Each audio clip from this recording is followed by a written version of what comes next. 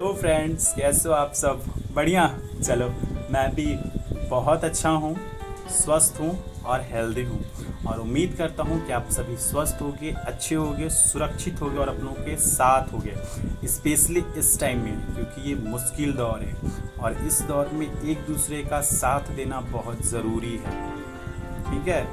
हाँ, हालांकि काफ़ी लंबा गैप हो गया आपके और हमारे बीच, आई थिंक 2 मंथ्स या फिर उससे भी ज़्यादा। एक्चुअली मुझे लगता है कि बहुत कम लोगों को पता है, कुछ लोगों को पता भी होगा, मैं कोविड से अफेक्टेड हो गया था। सो इस वजह से मैं आपके बीच नहीं आ रहा था। बट अब ऐसा कुछ भी नहीं होने वाला है, अब चीज़ें कंटिन्यू होंगी जैसे पहले हो रही थी। हाँ, कुछ एक फ्रेंड्स हैं जिनकी कंप्लेन थी, जिन्होंने मुझे पर्सनली कॉल एंड मैसेज करके पूछा कि क्या हुआ सौरभ, तुम्हें वीडियोस डालने नहीं है, तुमने लिखना बंद कर दिया, या तुम्हें अपना यूट्यूब चैनल चलाना नहीं है। तो भाई प्लीज़, अब ऐसा कोई कंप्लेन नहीं होगा। अभी आपको पता हो गया कि किस वजह से मैं आपके बीच नहीं आ पा रहा था। अभी ऐसा कुछ नहीं होगा, अब चीज़ें कंटिन्यू चलेंगी। मैंने अपने कोविड के टाइम में, जितने टाइम हॉस्पिटल में था या घर पे आइसोलेशन पे था, मैंने बहुत सी चीज़ें लिखी हैं और कुछ पहले की भी श्रृंखलाएँ हैं जो मैं धीरे धीरे आप लोगों के साथ साझा करूँगा, यानी कि फुल बैकअप के साथ हूँ, इसलिए परेशान ना होइए। लेकिन आज की जो मेरी वीडियो थोड़ी सी बड़ी होने वाली है, क्योंकि आज मेरी वीडियो किसी स्टोरी पे नहीं है, किसी पोइट्री पे नहीं है, मेरी खुद पर है कि मैंने कोविड के टाइम क्या क्या चीज़ें फेस की और मेरा कोविड का जर्नी कैसा रहा। ठीक है। तो मेरे घर में आई थिंक चीज़ें सडनली हुई। सबसे पहले मेरी मदर को टाइफाइड एंड निमोनिया हो गया था, तो उसका इलाज हमने आरा में करवाया। बट यहाँ पे 2 डॉक्टर से करवाया, कोई फ़ायदा नहीं हुआ, इवन उनकी कंडीशन और बुरी हो गई थी।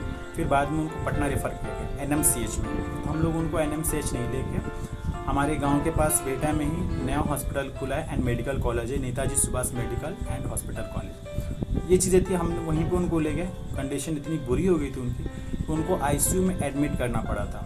तकरीबन 5 डेज़ उनको ICU में रखा गया। तो उसके बाद नॉर्मल वार्ड में डॉक्टर ने शिफ्ट किया, कंडीशन उनकी सही हो गई, उनको हॉस्पिटल से डिस्चार्ज करके गाँव पर हम लोगों ने उनको रखा। आरा नहीं लेकर आए, अगर कुछ होगा भी तो हॉस्पिटल काफ़ी नियर बाई था, 10 से 15 मिनट की दूरी पर था। हम लोगों ने उनको वहीं पर रखा। उनके डिस्चार्ज होने के 2 से 3 दिनों के अंदर मेरी तबीयत ख़राब हुई। मुझे अंदर से काफ़ी कमज़ोरी फील हो रहा था, बॉडी अंदर से हिट पता चलता था, मुझे सिर में पेन होता था एंड आँखें लाल हो गई थी मेरी, आँखों से पानी आ रहा था। तो मैंने पहले तो 1-2 दिन उसको इग्नोर किया। मुझे लगा हॉस्पिटल में का जो माहौल था, आना जाना, या फिर थोड़ा सा परेशान था मम्मी को लेके, तो मुझे लगा शायद थकान की वजह से मुझे ऐसा लग रहा है ठीक हो जाएगा। बट ऐसा हुआ नहीं।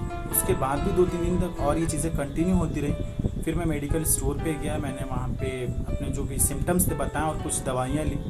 लेने के बाद मैंने 2-3 दिनों तक दवाइयाँ खाई, आई थिंक 2 दिन तक, बट कोई फ़ायदा नहीं हुआ। बुखार जाता था, फिर 3-4 घंटे के बाद आना, फिर जाना, फिर आना। तो मेरे पापा ने कहा कि आप एक बार चेकअप करा लो अच्छे से।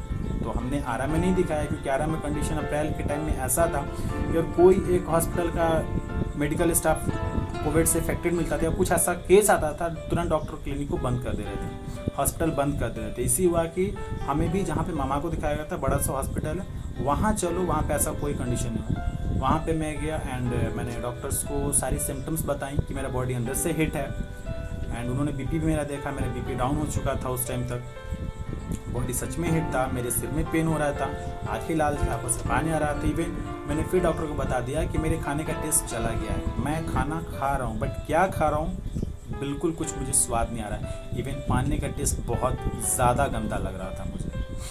तो मेरे बगल में पापा खड़े थे, तो मैंने जैसे ये सारी सिम्टम्स बताई, डॉक्टर ने तुरंत सबसे पहले पापा को बोला कि अंकल जी आप इनसे दूरी बना के खड़े हो जाइए, आई थिंक ये कोविड से पॉजिटिव हैं। डॉक्टर ने सिर्फ कहा कि आई थिंक ये कोविड से पॉजिटिव हैं। उसका ये कहना कुछ टाइम के लिए मैं भी सकते में आ गया था, क्योंकि मैं काफ़ी सेफ्टी के साथ रह रहा था। उस टाइम मैंने पापा को देखा, पापा के चेहरे की रंगत, मैं बता सकता हूँ कि उनके दिमाग में क्या चल रहा था एंड उनके चेहरे पे क्या था, मैं शायद उसको ना एक्सप्लेन कर पाऊँ। फिर मैं डॉक्टर के कैबिन से बाहर निकला था, तो पता चला डॉक्टर ने मुझे chest x-ray, CT scan, blood test and covid के टेस्ट के लिए बुला था। भैया तब तक गांव से आ गए थे, पापा ने बुला लिया था। भैया ने पूछा कि क्या क्या रिपोर्ट है। पापा उनको कुछ बता नहीं पा रहे थे कि हाँ डॉक्टर ने कोविड का नाम लिया है। भैया ने देख लिया था। तो फिर मेरी जांच वगैरह हुई, ब्लड के लिए ब्लड दिया गया टेस्ट के लिए। चेस्ट और सिटी स्कैन का तो रिपोर्ट मुझे आधे घंटे के अंदर मिल गया। बाकी सारे रिपोर्ट्स नहीं मिले। डॉक्टर ने उसी वक्त सारे मेडिसिन वगैरह दे दिए थे। फिर मुझे गांव ले जाया गया। वहीं पर हमारा 2 घर था। एक घर में सारी फैमिली थी, बुआ जी, पापा, भैया, मम्मी, भाभी लोग, और एक घर में मुझे रखा गया था जिसमें एक कमरा दिया गया था मुझे, सारे खिड़की दरवाजे बंद। मुझे उसी वक्त आइसोलेशन पर रखा गया था। खाने पीने की चीज़ें दी गई, गर्म पानी, इलेक्ट्रॉन पाउडर घोर के पीना था, और ORS घोर के पीना था। ये सारी चीज़ें मुझे दी गई थी। डॉक्टर ने सजेस्ट कर दिया था कि इनको गर्म पानी दीजिए और खाने पीने चीज़। इवन मुझे लिक्विड खाना पसंद आ रहा था। मुझे रोटी बहुत गंदी सी फील हो रही थी। मुझे रोटी चबाने की ख्वाहिश नहीं हो रही थी। दलिया खा लो, सूजी का गीला हलवा खा लो दूध के साथ, या आप क्या बोलते हैं, खिचड़ी खा लो, ये चीज़ मैं खा रहा था। तो हॉस्पिटल की एक फैसिलिटी काफ़ी अच्छी मुझे लगी कि उसी दिन रात में 8 बजे व्हाट्सएप पे मेरे PDF फाइल के थ्रू मेरे रिपोर्ट्स मिले। उस रिपोर्ट्स में मुझे पता चला कि मेरे ब्लड में जो खून में प्लेटलेट्स कम हो गया है एंड मैं कोविड इफेक्टेड हूँ, जिसका रेंज 26 से 28 के बीच में है। तो पापा गेट के बाहर खड़े थे कि मेरे फ़ोन पे आया था। मैंने पापा को बताया। पापा कुछ टाइम तक के लिए साइलेंट। तो उसके बाद उन्होंने बोला कोई बात नहीं, तुम बहुत जल्दी ठीक हो जाओगे, हिम्मत रखो। तुमसे ज़्यादा रेंज के लोग इफेक्टेड है, वो कम बैक हो गए हैं, तुम्हें भी कुछ नहीं होगा। बस जैसे दो डायरेक्शन डॉक्टर बताया और जो हम तुमको दे रहे हैं दवाइयाँ और खाना, वो तुम कंटिन्यू खाते रहो।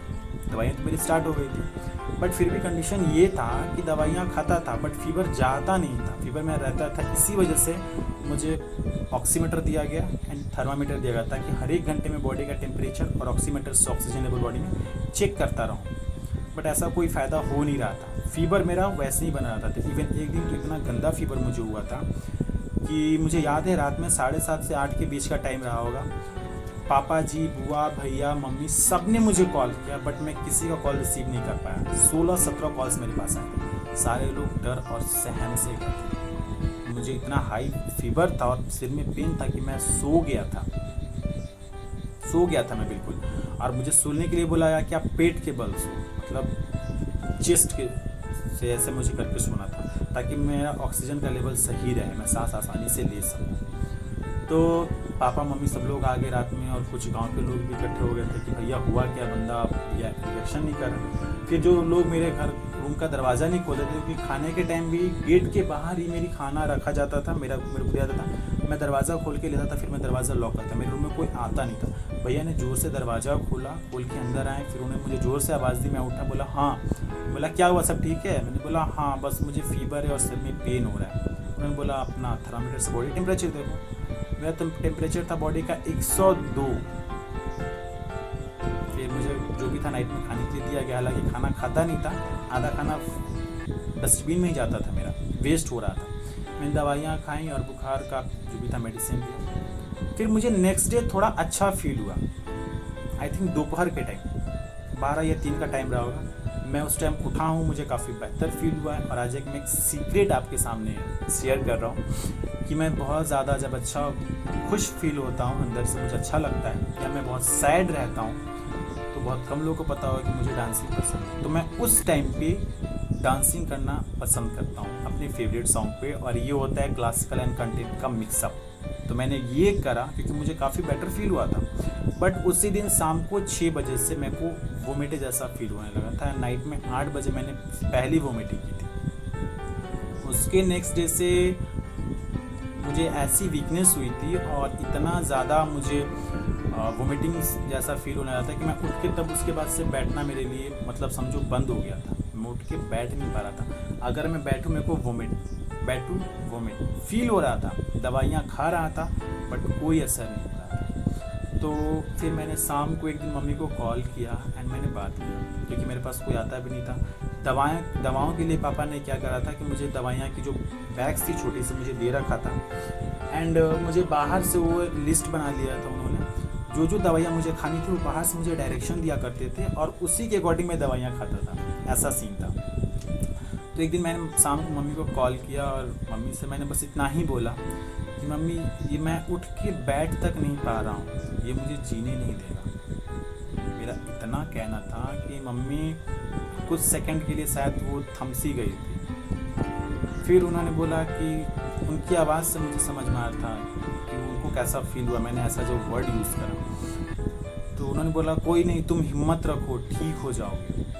मुझे उस वक्त रोना आ गया था, क्योंकि मुझे पता था कि मैं कैसा अंदर से फील कर रहा हूँ। मैं उठ के बैठ नहीं पा रहा था, मुझे वोमिटिंग फील हो रही थी। मुझे 3 टाइम 4 टाइम खाने को जो दिया जा रहा था, वो सारी चीज़ें वापस चाहे तो लौट के तो नहीं जाती थी, या तो बर्बाद होती थी, या थोड़ा बहुत मैं खाया था। मुझे हल्दी का दूध भी दिया जा रहा था, वो भी मैं ढंग से नहीं पी पा रहा था। मतलब इतनी सी भी अगर चीज़ मुझे खाने को मिल रही थी, मैं इतना सा टेस्ट करता था, बाकी सारा वेस्ट हो रहा था। खाने की ख्वाहिश नहीं हो रही थी मेरे अंदर कि मैं कुछ खाऊं। हॉस्पिटल जाने से मुझे उस दिन सुबह का बस इतना ही सीन मुझे याद है कि मुझे दिया गया पका पपीता खाने के लिए। मैंने पके पपीते खाए, उसके बाद 2 दवाइयाँ मैंने खाई थी। पापा बाहर से मुझे डायरेक्शन दे रहे थे। 3rd दवाई जैसी मैंने जुबान पर रखकर मैंने हल्का ही पानी लिया था, मेरे को वोमिट आया एंड मैंने फर्स्ट पे दवाइयाँ और पानी फेंक दिया। एंड मैंने तुरंत पापा को बोला कि अब जल्दी दरवाजे के बाहर से हटो, मेरे को वॉशरूम जाना है। एंड सीरियसली वो जितनी तेज़ी से बाहर नहीं गए होंगे, उसकी 2 तेज़ी से मैं वॉशरूम गया हूँ, और जाके मैंने बैठा और सारा वोमिट हो गया। एंड बताना चाहूँगा मैं कि मेरी इससे पहले भी तबीयत खराब हुई थी, इससे पहले भी मैंने वोमिट करा था, लेकिन ये वोमिटिंग बहुत ही गंदी वाली थी। मतलब मुझे ऐसा लगा कि इसने मेरी पूरी बॉडी को निचोड़ दिया होगा। उस तरह की गंदी वाली फीलिंग करके मुझे वोमिटिंग हुआ था। उसके बाद मैंने आंगन में ऐसे चादर बिछा के लेट गया, क्योंकि मुझे उस रूम के अलावा आंगन में निकलने की परमिशन नहीं थी। हालांकि उस घर में कोई नहीं रहता था मेरे सिवा, लेकिन उसके आंगन में मुझे नहीं जाना था। आप बस इसी रूम में बैठ के आराम करो, आपको बाहर जाना ही नहीं है। पर उस दिन वोमिट करने के बाद मैंने आंगन में ही चादर बिछाई और वहीं पे मैं लेट गया। तकरीबन 1 घंटे के बाद पापा आए एंड उन्होंने मुझसे बस इतना ही कहा कि ये हैंड ग्लव्स पहनो, सैनिटाइज़र की बोतल दी गई, छोटे से बैग में मुझे बोला है कि अपने गर्म पानी की बोतल्स और 1-2 खाने की जो बिस्किट्स वगैरह वो तुम ले लो, तुम्हें हॉस्पिटल चलना है। तो मुझे याद आएगा कि मैं 2 दिन हॉस्पिटल गया था टेस्ट वगैरह करवाने के लिए। मुझे लगा फिर से जाना है, मुझे माइंड नहीं था। जब मैं घर से बाहर निकला, मेरे सामने मम्मी खड़ी थी, एक साइड में बुआ जी थी, भाभी थी, 2 छोटी बच्चियाँ थी, भैया थे, एंड गांव के बाकी लोग अपने अपने घर पर से छतों से खिड़कियों से मुझे देख रहे थे, जैसे कि मुझे आज तक इसने देखा ही नहीं। मैं एक बहुत अजीब नमूना था। मैंने 2 मास्क यूज़ करे थे उस टाइम। फिर मैंने एक नज़र सबको देख लिया, मम्मी को, बुआ जी को, सबको देखा। उसके बाद ऑटो की सीट पर गया, मैंने बोतल के सैनिटाइज़र से पूरे सीट को सैनिटाइज़ किया और मैं उस पर लेट गया। एंड पापा और भैया बाइक से आगे आगे थे, मैं पीछे पीछे था। तकरीबन हमारे घर से 15 से 20 मिनट, हार्डली 15 से 20 मिनट की दूरी पर हॉस्पिटल था, बट हम काफ़ी दूर चलते गए। फिर मैंने ऑटो वाले से पूछा, भैया हम जा कहाँ रहे हैं? उन्होंने बोला पटना मेन टाउन। जब उन्होंने बोला पटना मेन टाउन, मैं कुछ यूं ब्लैंक हो गया था। तब मुझे पता चला कि मुझे हॉस्पिटल में एडमिट करने के लिए ले जाया जा रहा है। एंड मैं उस वक्त मेरे माइंड में क्या आया था कि सौरभ, अब तू लौट के वापस नहीं आने वाला, तेरी अंतिम यात्रा शुरू हो। तुझे जो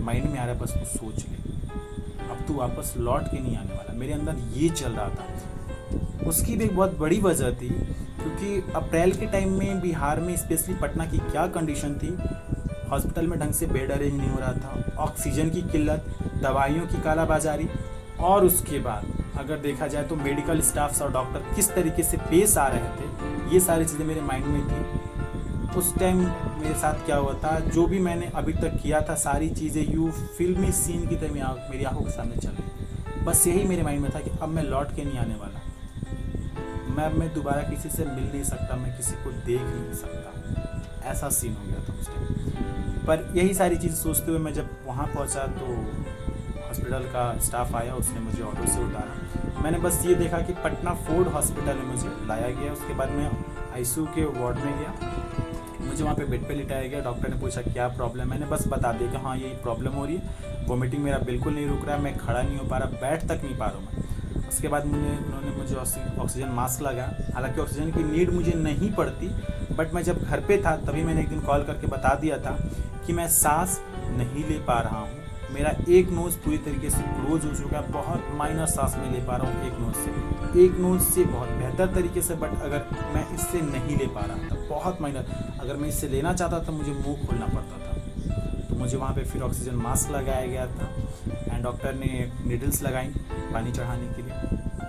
एंड जो भी था बॉडी टेम्परेचर मैंने देखा, मेरा बीपी उन्होंने देखा। उसके बाद उन्होंने पल्स ऑक्सीमीटर की उनकी जो मशीनें होती है वो मेरे रिंग में उन्होंने लगा दी थी। डॉक्टर ने मुझे सारी दवाइयाँ दी। इवन इवनिंग में मुझे कुछ अच्छा बेटर फील हुआ। सेकेंड डे से मुझे अच्छा लगने लगा था। मेरे वार्ड में जहाँ था आईसीयू के वार्ड में 1-2 और पेशेंट थे। इवन जिस दिन मैं गया था उस दिन एक अंकल जी की डेथ हो गई थी कोविड की वजह से, मेरे बेड से 2 बेड के बाद। तो मैं थोड़ा सा और डर सा गया था, मेरे अंदर डर हो गया था अगर यहाँ पे भी कोविड से हैं, मुझे लगा सिर्फ मैं ही अकेला हूँ। तो वहाँ पे एक लेडी डॉक्टर थी एंड मैं बता रहा हूँ, मुझे जो मैं सोच के गया था बिल्कुल उसका उल्टा हुआ। वहाँ की लेडी डॉक्टर बिल्कुल एज लाइक फैमिली मेम्बर, मुझे लगा ही नहीं कि वो डॉक्टर या डॉक्टर तरह मेरे को ट्रीट कर रही है। इवन किसी भी पेशेंट को उतने से छोटे से वार्ड में पूरे दिन घूमती रहती थी कि इनको क्या प्रॉब्लम है, घूम घूम के देखना। सुबह में 8 से शाम में 6 बजे की उनकी शिफ्ट रहती थी उनकी। और जब वो आती थी तो चेहरे पे एक बड़ी सी स्माइल होती थी मेरी, क्योंकि जब वो आती थी एक तसल्ली सा होता था कि अगर कुछ होता है तो ये संभालने वाली है, ये अच्छे से ट्रीटमेंट करेंगे। तो जब भी मॉर्निंग में आती थी मैं ऑक्सीजन का मास्क लगाया बस बोला था गुड मॉर्निंग डॉक्टर, धीरे से इशारे में बोलती थी हाँ गुड मॉर्निंग। इवन वो मुझे हमेशा नाम से बुलाती थी, कैसे हो सौरभ, अच्छा लग रहा है, पहले से बेटर फील कर रहे हो, मतलब हाँ डॉक्टर। हाँ, जब शाम में वो 6 बजे आती थी तो बड़ा बुरा सा फील होता था, हाय इनको नहीं जाना चाहिए, क्योंकि नाइट में अगर किसी पेशेंट की कंडीशन बुरी हो गई तो ये बहुत ही ज़्यादा बुरा है, क्योंकि उनके अलावा कोई बेहतर वहाँ पर ट्रीटमेंट करने वाला नहीं। नाइट शिफ्ट में नर्स आती थी बट उनका उस तरीके से नहीं था जिस तरीके से होती है, क्योंकि एक नर्स ही होती है और एक डॉक्टर ही होता है। तो मैं 4 डेज हॉस्पिटल में एडमिट था। इस दरमियान वहाँ पे 2 मेडिकल स्टाफ और थी, दोनों लेडीज़ थी एंड उनका क्या काम था कि हमारे बेड्स के चादर चेंज करना, हमें खाने वाली की चीज़ें देना, मेडिसिन टाइम पर देना। तो वो 2 ऐसी लेडीज़ थी कि अगर उनके साथ पूरे हॉस्पिटल में कोई वाकया हो जाएगा वो मेरे बेड के पास आकर मेरे से बोलेंगे, पता है आज उन्होंने वो बोला, पता है सौरभ आज उन्होंने मुझे ऐसे बोला, पता है सौरभ। मैं कुछ बोल नहीं सकता था, मैं बस अरे मैं क्या बोलूँ भाई, मुझे क्या मतलब है। और दोनों का यही था, बट उनमें से एक जो थी वो हर पेशेंट को ऐसे ही करती थी, लेकिन मेरे पास कुछ ज़्यादा ही उनका होता था। लेकिन हाँ ये था कि सभी के चेहरे पे स्माइल आती थी, उनका जो वे ऑफ टॉकिंग टाइम, मतलब यूँ समझ लो एक जॉली मूड की वो लेडी थी। एक दिन जो नर्स थी जो नाइट शिफ्ट थी वो हमेशा देखती थी कि मेरे पास आके कुछ ना कुछ कहती थी। तो एक दिन उसने ऐसे ही बोल दिया कि क्या बात है सौरभ, तुम्हारा कुछ लगता है, हर टाइम उसके पास आए गुटरू तुम करते रहते हो, उसको क्यों परेशान करते हो, उसको आराम करने दो, रेस्ट करने दो। तो इन्होंने तुरंत बोला कि इनके बेड के पास आओ सौरभ की बेटा, मैं बताता हूँ मेरा लगता क्या। जैसे वो मेरे बेड के पास आई इन्होंने फटाक से बोल दिया, ये मेरा बहुत अच्छा वाला दोस्त है, मैं इससे बहुत ज़्यादा प्यार करती हूँ। इनका इतना कहना था मोहतरमा का, जितने भी 1-2 पेशेंट है सभी के चेहरे बड़ी वाली स्माइल थी, सारे हंसने लगे। मुझे काफ़ी अच्छा लगा कि चलो जहाँ पे लोग कोविड की वजह से डरे सहमे थे, उस टाइम पर कोई तो एक ऐसा है जो आपको अंदर से पॉजिटिव कर रहा है, आपको खुश करने की कोशिश कर रहा है कि आप स्माइल करो, क्योंकि हंसना भी स्वास्थ्य के लिए बहुत ज़रूरी है, आपके हेल्थ पे बहुत अच्छा असर डालता है। तो ये सारी चीज़ें थी, माहौल काफ़ी फ्रेंडली था, बहुत अच्छा था वहाँ पे। तो मैं 4 डेज़ के बाद जब मैं डिस्चार्ज हुआ तो मैंने वहाँ पे लेडी डॉक्टर जी थी, मैंने उनको छोटी सी पोइट्री लिख के दी। जो पोइट्री लिख के दी उन्होंने वहीं फ्लोर पे खड़े होकर पहले एक पेशेंट को सुई दिया उन्होंने, उसके बाद वो वहीं फ्लोर पे बीच में खड़े होकर उन्होंने पोइट्री सारे पेशेंट को सुनाया एंड सभी को बहुत ज़्यादा पसंद आया था। फिर उन्होंने वहीं पर दीवार पर उसको चिपका भी दिया कि सौरभ आपकी पोइट्री यहीं पर भी रहेगी, अगर आप बाद में भी आओगे तो आपको यहाँ मिलेगा। तो थैंक यू डॉक्टर।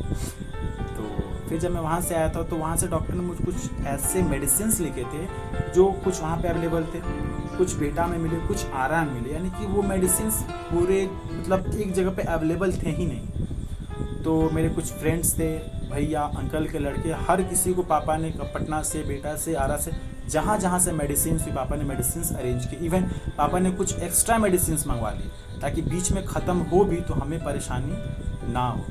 घर पे लाने के बाद मुझे जब आरा लाया गया था तो यहाँ पे मुझे अलग रूम में फिर से रखा गया था। यहाँ पे भी हमारा 2 घर है, एक घर मुझे रखा गया था जहाँ पे मुझे एक छोटा सा कीपैड नोकिया का सेलफोन दिया गया था। तो जिस दिन मैं हॉस्पिटल से रात में आया मुझे बात करनी थी, हमने बात किया, मुझे काफ़ी अच्छा लगा, काफ़ी लंबा टाइम हो गया था बात किए हुए।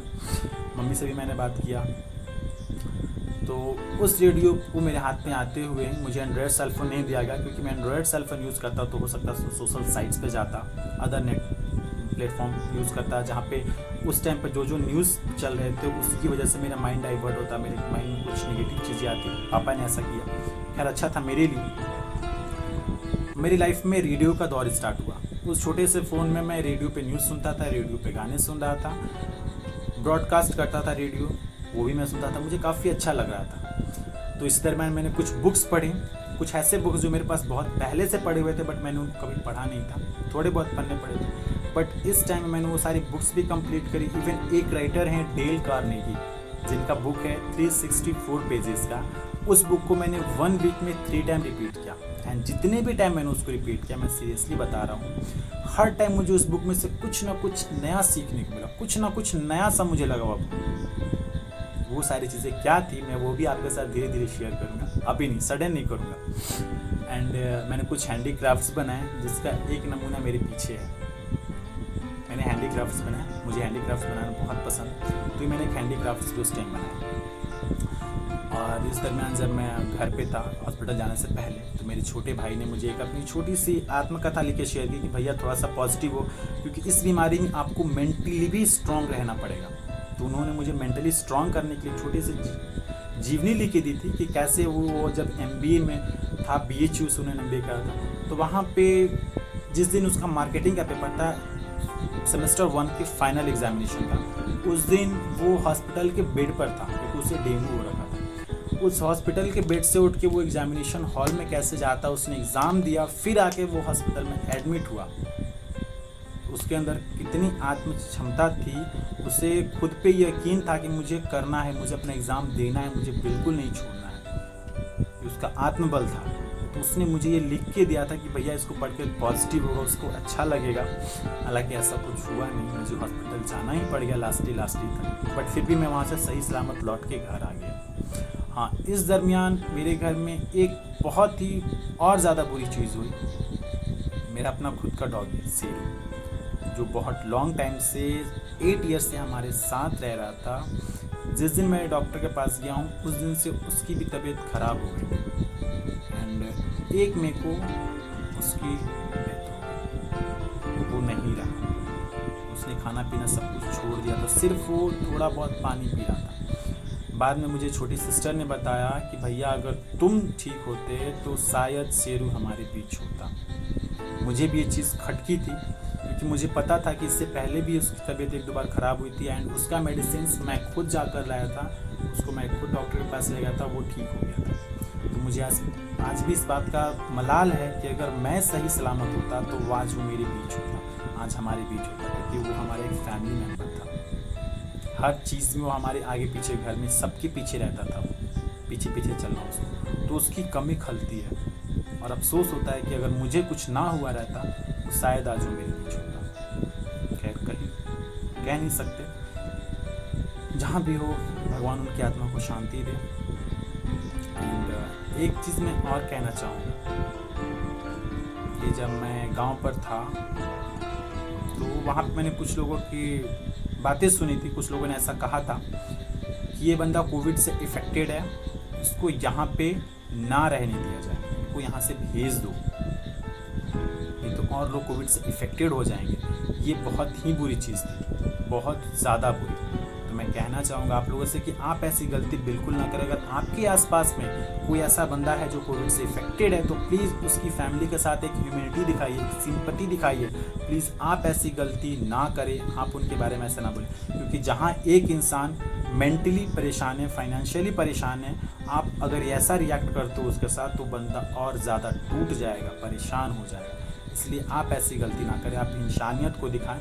कोरोना के साथ साथ आप कोरोना को भले ही मरने दें, उसको मार के भगा दें, लेकिन आप इंसानियत को ज़िंदा रखें। एंड लास्ट में इतना ही कहना चाहूँगा कि अभी भी कोरोना से हमें लड़ना है, उससे जीतना है। उसके लिए हमें इंसानियत को भी ज़िंदा रखना, उसे नहीं मारना है, कोरोना से लड़ना है। तो मास्क का यूज़ करें, सैनिटाइज़र यूज़ करें एंड 2 गज की दूरी तो ज़रूरी ही है। घर से बाहर निकले, कोविड का टीका लें। हालांकि मैं कोविड का टीका अभी बिल्कुल नहीं ले सकता, आई थिंक शायद 3 मंथ्स तक, बिल्कुल तो नहीं बोल सकता, बट अभी 3 मंथ्स के बाद ही मैं कोविड का टीका ले सकता हूँ सर।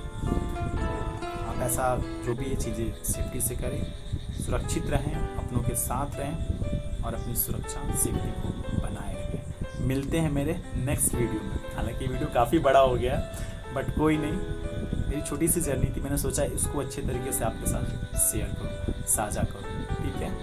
Thank you.